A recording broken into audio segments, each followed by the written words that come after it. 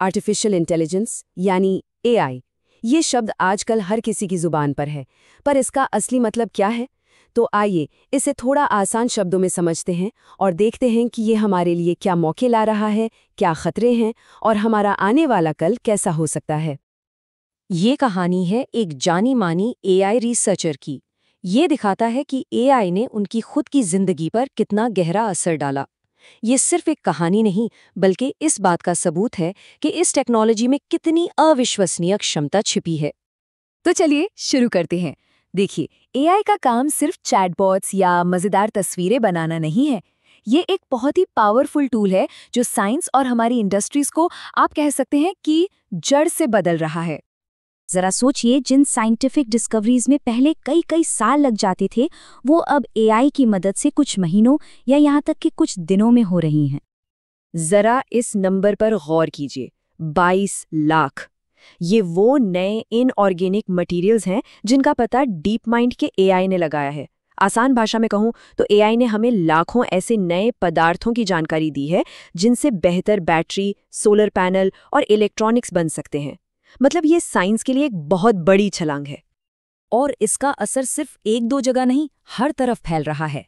चाहे वो खतरनाक बैक्टीरिया से लड़ने वाली नई दवाएं हों या फिर इंडस्ट्रीज को ज्यादा असरदार और सुरक्षित बनाना हो, एआई हर जगह अपनी छाप छोड़ रहा है।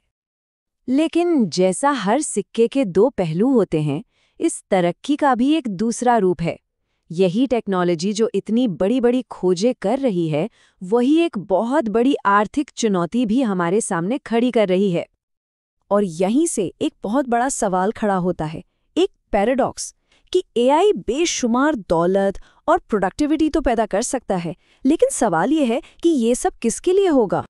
और देखिए, ये कोई बहुत दूर के भविष्य की बात नहीं है। दुनिया के सबसे बड़े इकोनॉमिक फोरम और इन्वेस्टमेंट फर्म्स अभी से ही लेबर मार्केट में एक बहुत बड़े बदलाव का अंदाजा लगा रहे हैं, जिसका सीधा असर करोड़ों जॉब्स पर पड़ सकता है। तो यहाँ एक अजीब सा इकोनॉमिक लूप बनने का खतरा है। एक तरफ कंपनियां एआई से ज्यादा और सस्ता सामान बनाएंगी, लेकिन दूसरी तरफ अगर लोगों की नौकरियां ही नहीं रहेंगी, उनकी कमाई बंद हो जाएगी, तो उस सामान को खरीदेगा कौन? अब ये जो बदलाव आ रहा है, इसकी वजह से हमें ये सोचना पड़ेगा कि आने वाले समय में कौन सी नौकरियां बचेंगी और एआई की इस दुनिया में कौन सी स्किल्स सबसे ज्यादा कीमती होंगी।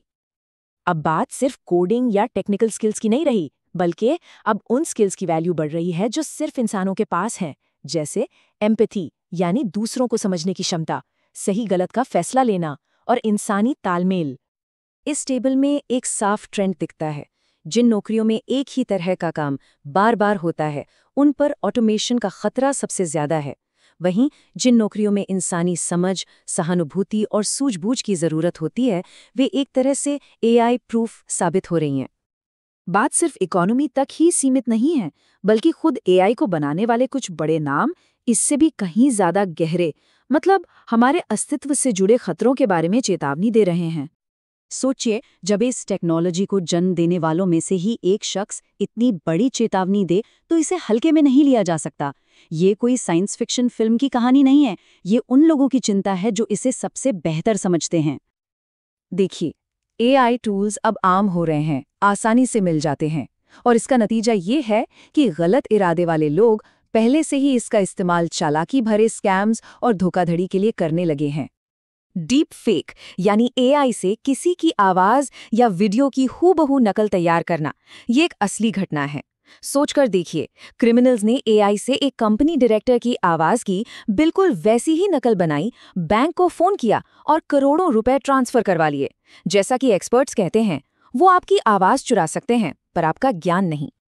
तो ये सारी बातें हमें एक ऐसे मोड़ पर लाकर खड़ा कर देती हैं जहां आज लिए गए हमारे फैसले ही ये तय करेंगे कि एआई इंसानियत को किस रास्ते पर ले जाएगा। तो इसका कोई एक जादुई सॉल्यूशन तो नहीं है। हमें एक मिला-जुला रास्ता अपनाना होगा, जिसमें हमेशा कुछ नया सीखने पर जोर हो, इंसानी स्किल्स को बढ़ावा दिया जाए और साथ ही इसके सुरक्षित इस्तेमाल के लिए दुनिया भर में सही नियम कानून भी बने। तो आखिर में सबसे ज़रूरी बात यह है कि टेक्नोलॉजी अपने आप में अच्छी या बुरी नहीं होती, वो बस एक औजार है। हम इसका इस्तेमाल कैसे करते हैं और किन बातों को अहमियत देते हैं, सब कुछ उसी पर टिका है। असल सवाल ये है कि इस औजार से हम अपने लिए और आने वाली पीढ़ियों के लिए कैसा कल बनाना चाहते हैं।